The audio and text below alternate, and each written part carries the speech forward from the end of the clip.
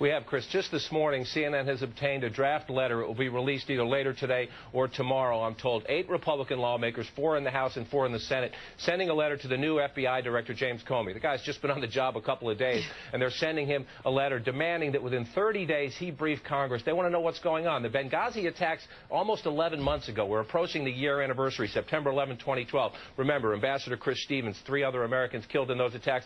And in this letter, these lawmakers say essentially that, it's been more than 10 months since the attacks.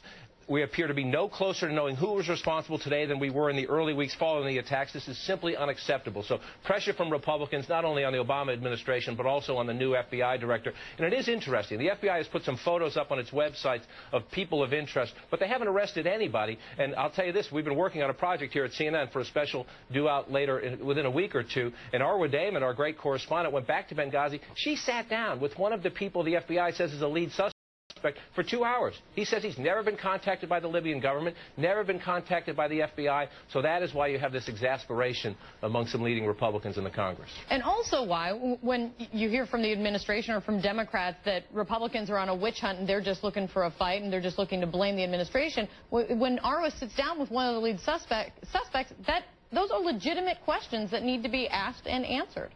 There is no question when it comes to the specifics of the investigation, there are some very legitimate questions to be answered. Now, part of this is the administration would tell you the incompetence or the unwillingness of the Libyan government to help with the investigation. Part of it also is a debate within the administration, Kate and Chris, about whether you go in and seize these guys as terrorists and then try them using the military tribunals where the evidence bar, the rules of evidence are much lower. Or one of the reasons the FBI put those photos up there is they're essentially begging the Libyan people to give them some evidence so they could present a criminal case that they could present in a federal court. So you have that age-old debate about whether to do it in the federal court system or do it in the military system. That's a factor in this as well. It's always a question also, when does legitimate questions then become kind of a public relations political push?